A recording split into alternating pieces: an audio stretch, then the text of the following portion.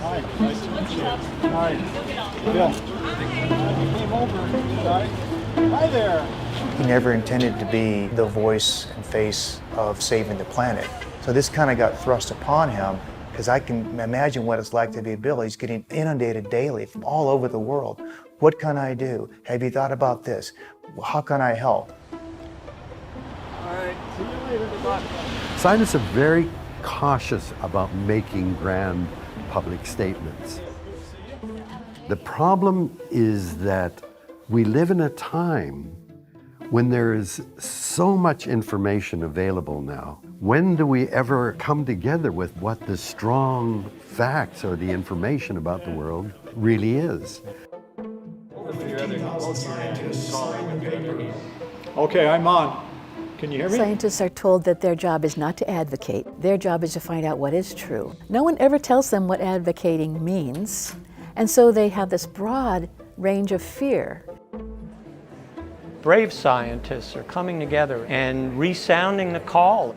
The imperative is greater now than ever. For them to do that, I think, is a very important civic role.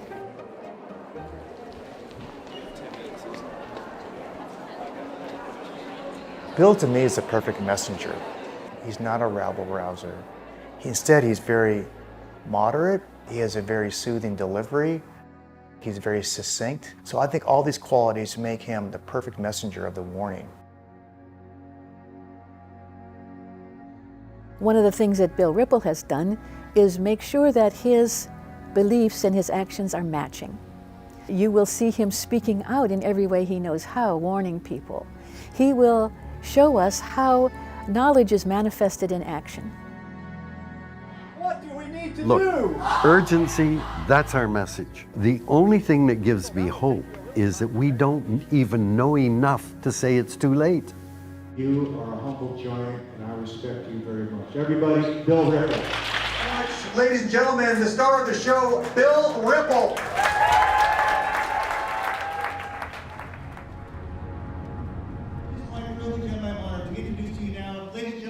Dr. Bill Ripple.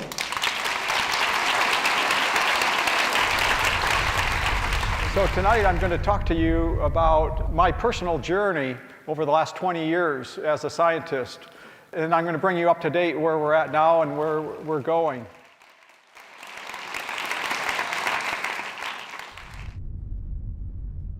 The firefight on the West Coast growing more difficult by the hour. In Oregon, a state of emergency declared as 36 wildfires burn across the state. A live stream.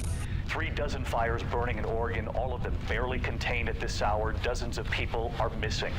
And now those emergency evacuations widening tonight. 1 in 10 people in that state alone on alert to move. The city of Talent, Oregon, nearly wiped off the map tonight. And in California. Oh, wow. This is melted glass. I've never seen melted glass before. Boy, that was a hot fire that came through here. Wow, it's just hard to know what was here. This is a rural area, low income. There are homes scattered throughout the forest here, and like we read about, climate change doesn't affect everyone equally.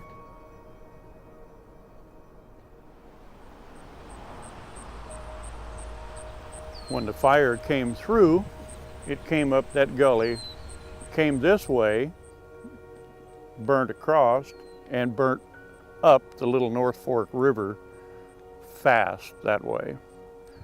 This did not burn until I believe about 2 o'clock or 2:30. So we had more time. We could have done more. I wish we would have, because we left so much stuff. We took all of our important papers, keepsakes. I lost all of the notes that I base a lot of my books on, that I've kept for 50 years, and they're gone. You know, it's like, I can't believe that, but they're gone. I hope that folks that live in areas like ours see what happened here. Now, but by the same token, I have to say that I watched what happened to Paradise. Did I learn anything? No, I did not. You think, well, that was a terrible thing. And it was a terrible, terrible thing, because there were so many lives lost.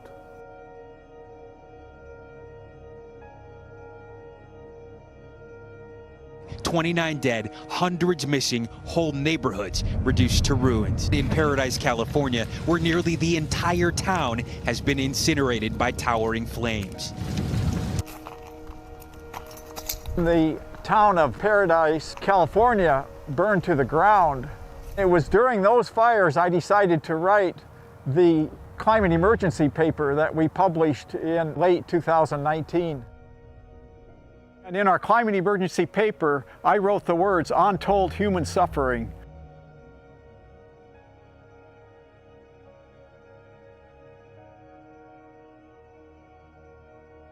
Our weather is getting hotter, our weather is getting drier. We're going to find this more often. So how do we prevent it? I don't know the answer to that. I wish I did. We need to mitigate and try to curb climate change. At the same time, it's already arrived and we need to adapt to it. So we have all kinds of needs for political leadership.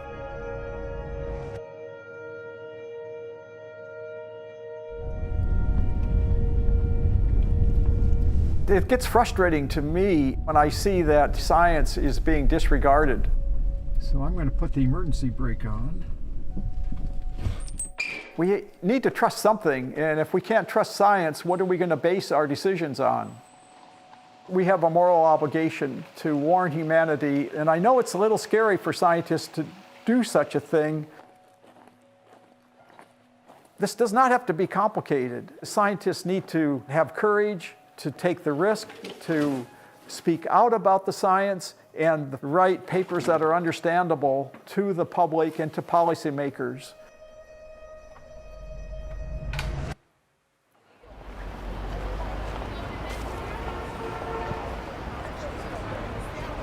It just about brings tears to my eyes, because I've really not have anyone champion my cause like you've been doing, so it's just really special.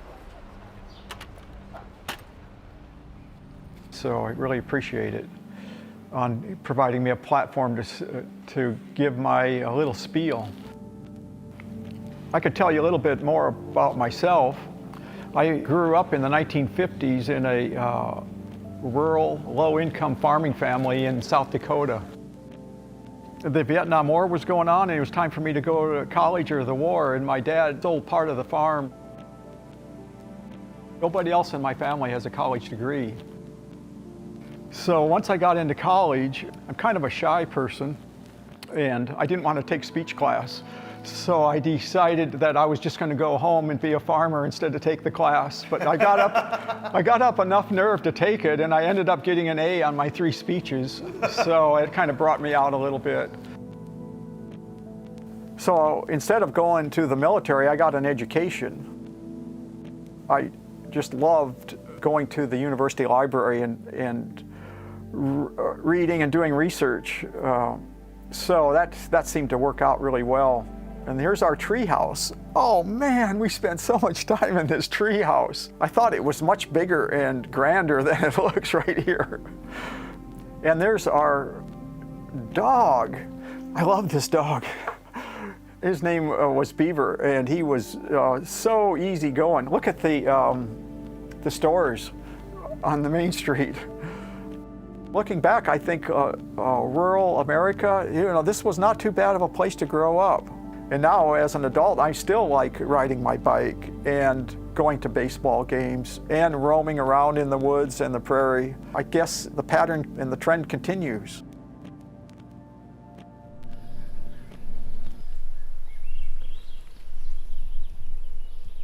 Well, as a child, I just loved going out into the woods by myself. And I just felt rejuvenated when I would spend time in nature. When it came time to go to school, it was just natural for me to think about pursuing an education where I could actually study nature. An ecologist is one that studies the interrelationships among species. There's all of these interactions that go on in ecology, and we are able to look at parts of those interactions. So nature can be very complex, and it's really amazingly perfect.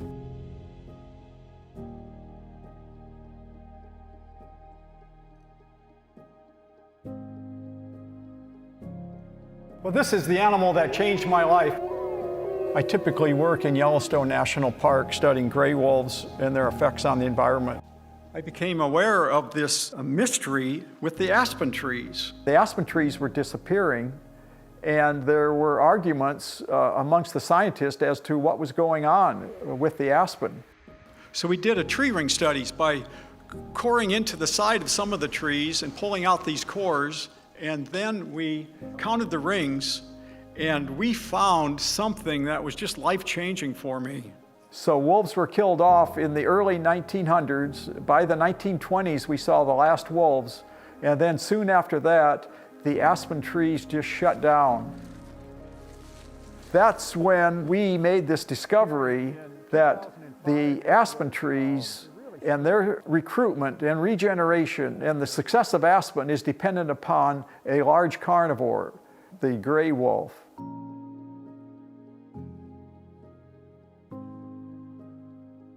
So then we developed what's called a trophic cascades hypothesis. But for some of you, that may be too scientific and technical, so just think of the ripple effect and you'll be okay. Where the wolves affect the elk and the elk affect the aspen, therefore indirectly, wolves affect aspen. So it goes from predator to prey to plants. See, nature's all interconnected.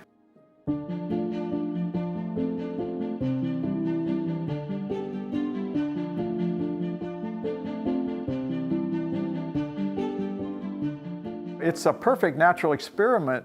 Wolves were brought back in the 1990s, and we looked to see if trees would start to grow taller, as we hypothesized. And sure enough, in many places, they are growing taller.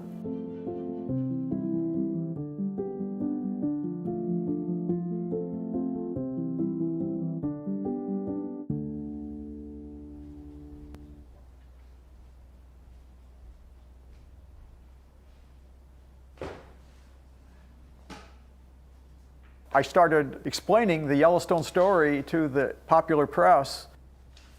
That led me to the idea of maybe it's really important to try to communicate science to the public. And I feel like I have a knack for it. I like to write short papers. I like to have the text understandable to the public. I want to put in figures in my papers that can be understood in a matter of seconds.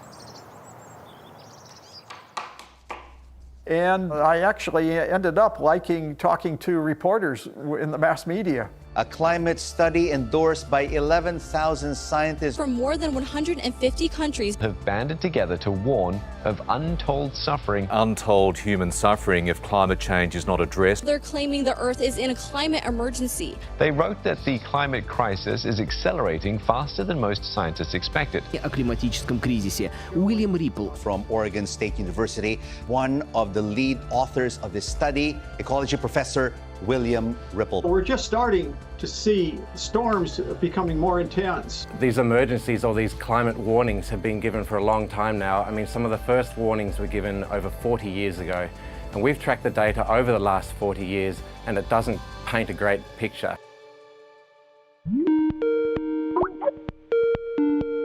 Thomas, it's great to visit with you again today. Can you give me a briefing on the Australian bushfires? Yes, these are absolutely devastating, catastrophic events that have wiped out millions of hectares of mostly bushland. That made fighting them difficult, but it also meant that these fires have literally wiped out entire ecosystems. What we've seen following these fire events is huge numbers of carcasses strewn all across our landscapes. People don't really understand it until you actually see it coming at you in a wall of flame. Man is having a terrible time trying to stop what Mother Nature is doing to us. But this would definitely be the worst fire season that I've seen.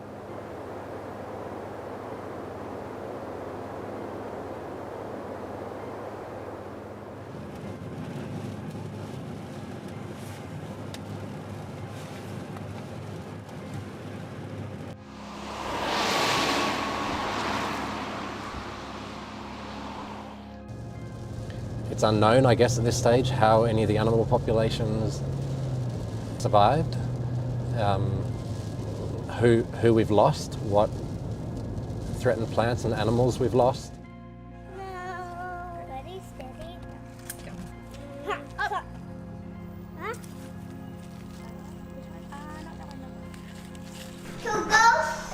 And I saw the smoke. I actually saw the smoke. Is it out there? With a 2- and 4-year-old, that's quite an interesting dynamic to explain to them about the impacts of these fires, and I think that has left a mark on them. Early on in their lives, they've seen what, Armageddon or a mega fire looks like and how devastating that is.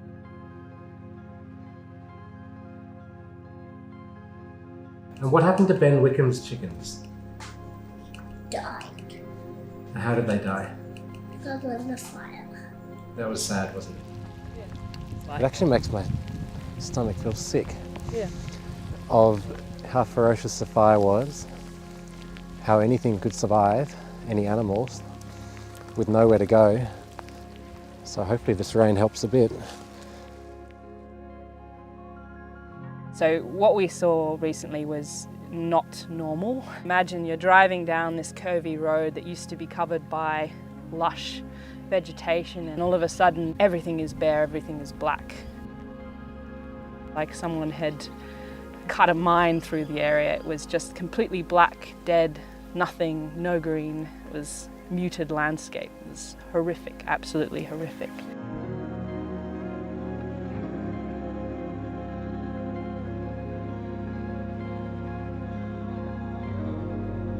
Have you been contacted by the Australian press since you're a co-author on the scientist warning? I was inundated with requests from media in Australia. It was during the first week in Australia where bushfires were elevated to like catastrophic level.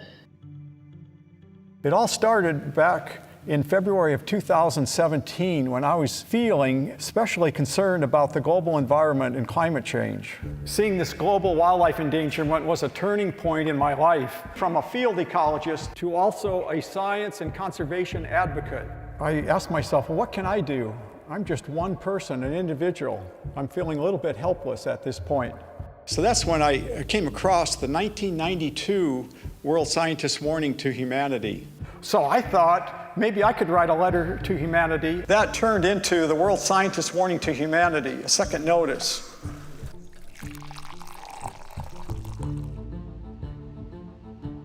I led a paper tracking the environmental status of many different variables over time because we have all these powerful data. We have obligations to tell the truth and to speak it, even if it might not be popular. For whatever reason, people either do or don't accept the science, and therefore you get different attacks. Following the scientist's warning, I ended up getting quite a lot of hate mail and death threats.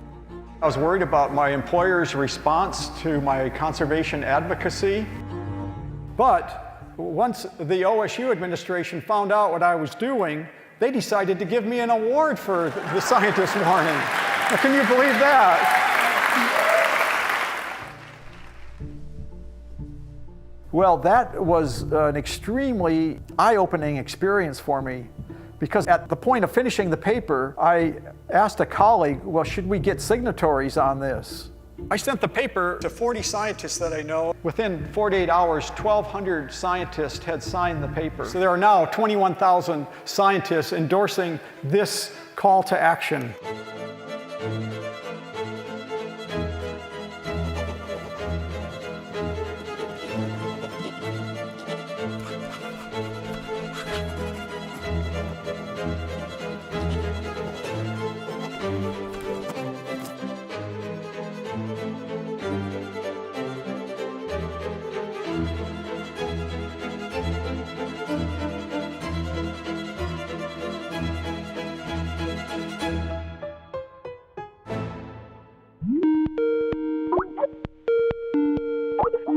Hello, good morning.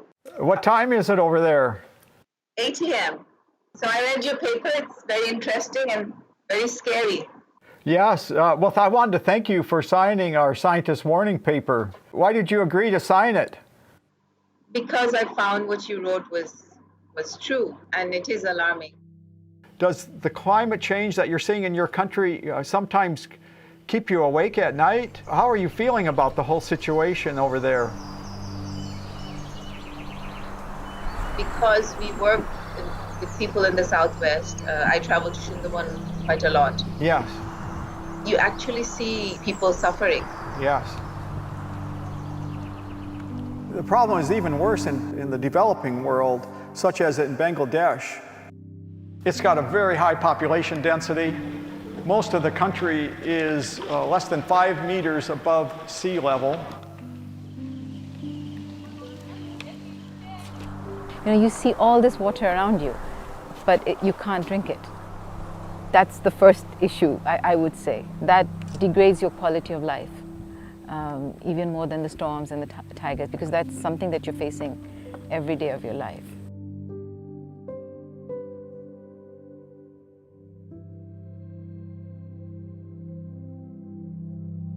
Anybody who accepts climate change as a reality, accepts human-induced impacts of climate change as a reality, also has to accept that every one of us has a responsibility towards those who are suffering because of our emissions. Bangladesh is really very much at the forefront of trying to figure out how to tackle climate change. It's no longer just being a vulnerable country and sitting idle. It's caused by rich people, and the sufferers are poor people. And that's not right, that's wrong. And these rich people aren't sitting idle. They are stopping us taking action, and they will stop us taking action. So we're going to have to fight them. Resilience is a part of our culture, supporting each other, helping each other. In that sense, I'd say Bangladesh has a much higher degree of what I would call social capital, people just wanting to help each other.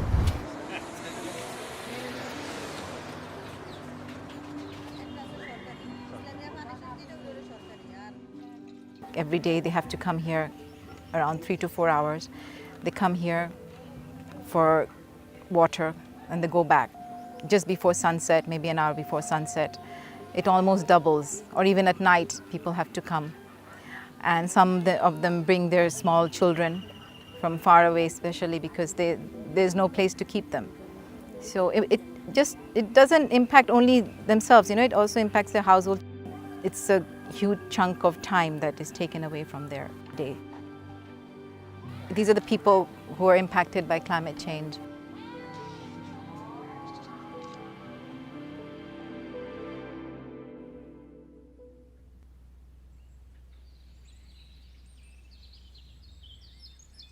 The public is really important in terms of natural resource management. They make decisions on who they elect, and those policymakers make decisions on what happens with the wildlife and the natural resources and pretty much the entire environment. So I think it all makes sense in terms of my evolution as a scientist to go from purely doing field research and publishing papers to doing more of this conservation science, where I'm interested in the policymakers and the public actually grasping what we're finding. She said now would be a pretty good time for me to speak with the governor. Hey, how you doing? Governor, good to see you. I have a little gift for you here, some science papers. I want to thank Dr. Ripple for speaking up. Many in the scientific community for decades have been a little bit reluctant. Can we give him a round of applause for speaking truth to power, what he's done? Good. Thanks, man. I appreciate it. Have fun. You know it's not a hoax.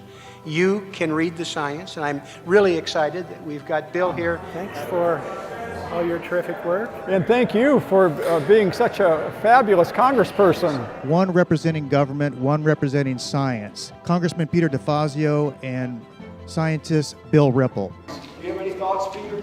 Well, Bruce, I think things are changing for the better.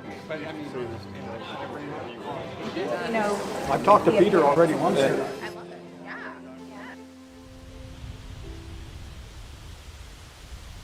I'm calling them pigeons, but I think I got the wrong name. Yeah. Yeah, they fly different. They fly. No, they're bigger too. Yeah. I'll look it up in the book here in a minute. Oh wait, What? Peter, over here, right through those trees. Check that out. Oh yeah. Oh, I thought that was an elk. It's the butt of a cow. I've seen elk right here. Yeah, no. You know, I wanted to ask you about our scientist warning paper. Do you know of any way I could get that in front of members of Congress? Sure, I'm trying to remember. It's not very long. Right? No, it's 1,500 words, can be read in 8 minutes, 7 minutes. I can put it in the congressional record. Wow, that would be great. Sure. So when I saw Warning to Humanity, a second notice, I paid attention. Has anyone out there read Warning to Humanity, second notice? And this is filled with charts, very simple line charts of what's happening with the climate. I'll just say this, Bill Ripple, we are very honored to present you tonight. Very much, everybody, Bill Ripple. Wow. What a crowd. How's my volume about here? Good. Just about right? Closer. Is that better, right there? Yep. Well, thank you, Roger. You know, after that speech, I think we could go right into the question and answers.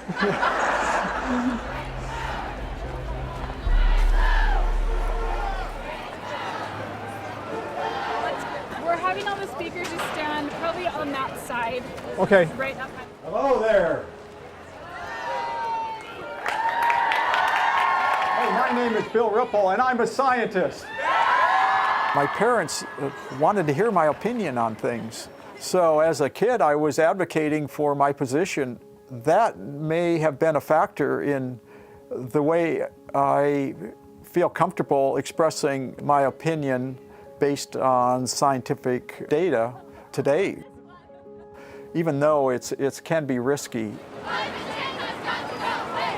I believe that scientists have an obligation to find out what is true, what is the case, based on the very best research. Then the obligation is to take that knowledge and put it in the hands of people who can put it to work, and make sure that the information doesn't just reach other scientists, but that it gets to the people and to the decision makers. To have the courage of your conviction, to stand your ground and speak up, we need more of that, not just in the academy, we need more of it in the country. Given that we're talking about issues of the imperative of addressing climate change, of dealing with some of the horrific conditions that we and the rest of the world are headed toward, one can't possibly speak out too loudly or too often. We are now the cause of a mass extinction that now threatens us. We're the highest predator on the food chain. And if we undermine the underpinnings of the way that life exists, then who do we think is going to be most vulnerable to this? It's us. And I'd like to welcome up Bill Ripple again. I work as a scientist studying everything from ecology to climate change. Scientists have a moral obligation to clearly warn humanity of any great existential threat and tell it like it is. I would love to see a movement of scientists where it just becomes common that scientists are out there working in communities and out there with the press and out there with the political leaders and really much more engaged. And sometimes I feel like I just want to shake humanity and say, okay, do something. The scientific data are in. So what I'm going to ask you to say is all hands on deck. Got that? What do we need? All hands on deck! A little louder. What do we need to do? All hands on deck! I'll see you in the streets. Thank you. Are we going to be a howling success? Are you guys ready tonight? Well, why don't we send to Congress a nice loud howl of wolves so everybody can hear? Are you ready?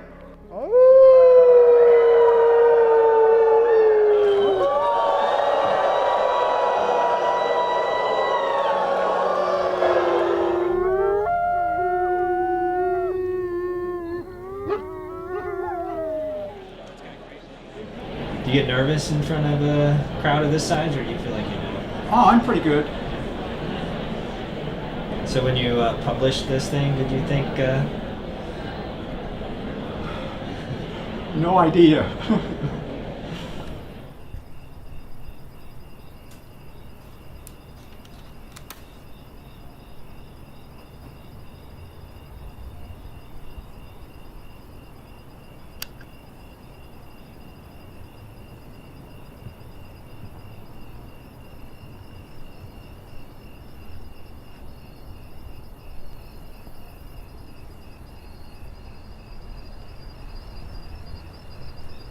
Let's give it a try. Okay.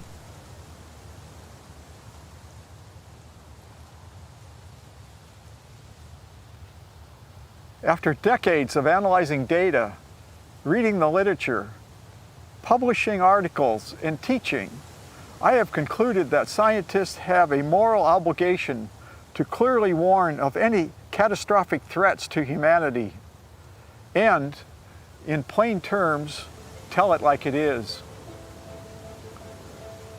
In particular, world citizens need to know that business as usual with the ever-expanding human enterprise is unsustainable. Unsustainable. Is unsustainable. We must act fast. Progress is quick, bold, and transformative change. Transformative change. To avoid untold suffering. Scientists must deliver honest and sometimes even uncomfortable truth. To those in power. Speaking truth to power. Truth to power. Speaking truth to power will have a significant influence on policymakers and outcomes. The collective voice of many scientists can help turn knowledge into action. As scientists, we pledge to stand together to effect positive change while making a commitment to speak out about threats to life on planet Earth.